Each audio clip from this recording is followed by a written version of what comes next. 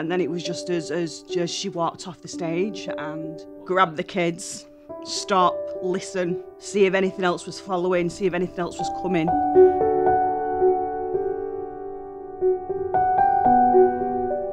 So I work in a high school, which is 11 to 16s. My role is a student support manager, so within that role it's looking after the pastoral care of the students, safeguarding to make sure that they're happy, to make sure that the families are happy, to make sure that children are getting the education that they need. And to do that, it's covering your basic needs, so it's making sure that you're happy, that you're fed, that you're looked after, and that's my role within school, to make sure that students are getting all their basic needs to ensure they get their education. Both my children absolutely love Ariana. They've grown up with her, watching the videos, the music. My son and daughter both wanted to go, so she was 19, he was 13. So her and a friend decided that they would take Ethan to the concert. So my mum bought it them for the Christmas presents, and they were absolutely thrilled. And then nearer the time, the other person dropped out, so we had a spare ticket. So I was like, So Ethan was like, come on, Mum, you love her, you come with us. So I was like, okay, I'll come with you. So I ended up having to go and watch Ariana Grande, yeah. Right at the end, it was an amazing concert, and that's what we've got to remember, that it was such a fantastic concert. She's a very, very talented artist, and the concert was absolutely out of this world. And then it was just as she walked off the stage and grabbed the kids, stop, listen, see if anything else was following, see if anything else was coming. And then basically just sort of, it's safety as well, because the place just went mad. Everybody was just running in every direction. My kids run in different directions. I had to grab hold of them somehow. I don't know how I did it, but I did. Grabbed them together, just kept hold of them and just said, you go where I go, when you tell you, and look up. So I made them look up. It made me go and work the next day, and I think that's probably the best thing I could have done. To sit at home and to stew and to overthink everything would have affected me even more. So I got up, I went into work, and I had to make sure those students were okay, which thankfully they were. Probably like everybody else, really. You become afraid of life, but you move on.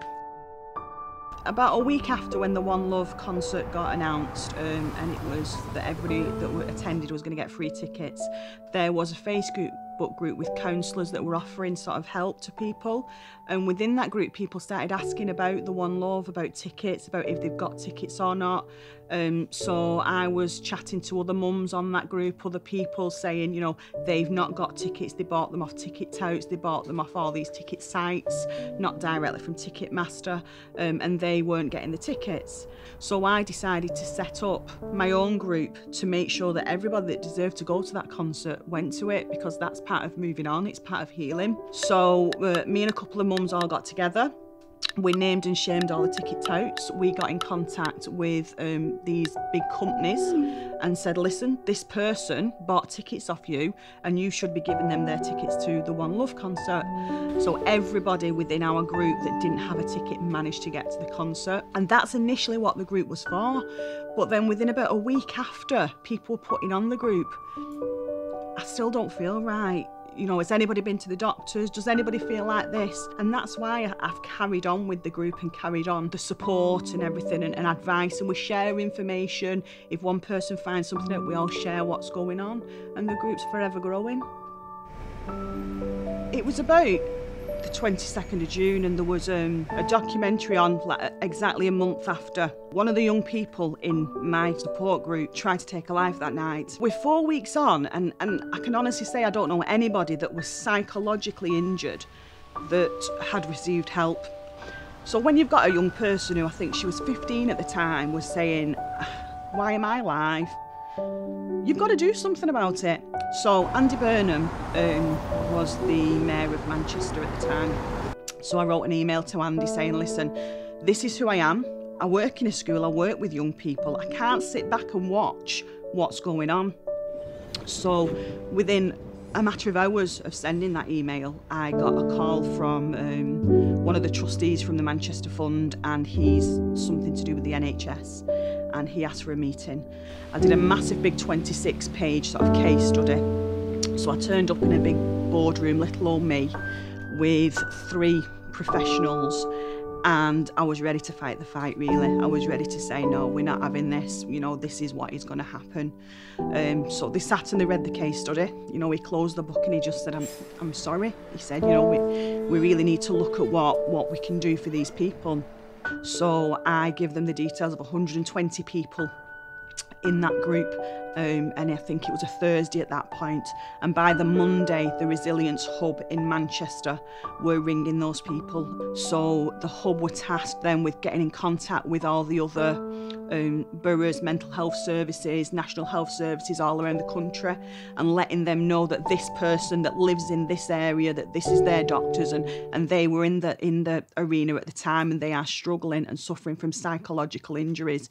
You know, they weren't physically hurt, and that's what my group's about. It's about psychological injuries. So that's what happened. So within weeks, months, people were getting the help they needed. People in Cornwall, people in Scotland, they were being acknowledged, they were being, you know, listened to, they were getting the help that they needed to do, and that's because of the hub. So the hub send out screening every 3 months to check how you are. If your screening comes back that you're either the same or you're okay, you know, they'll just give you a call and just say, are you sure everything's okay? If it's not, they will ring you and say, we think you need a little bit more assistance. Can we put you forward? Can we do a referral, or do you want to do that yourself? So they're really, really good. They're always there to listen to. They're always there on the end of a phone. And a lot of people have healed and started the recovery process because of the hub. We try and stay positive. It's not a sorrowful group. It's not a sad group. It's not a woe is me group. It's a what we're going to do next. What's our next mission? Who can we harass next? What point can we make next? And that's what we do. You know, people have come together and they've actually found the soulmates, the friends for life, and that's how it is.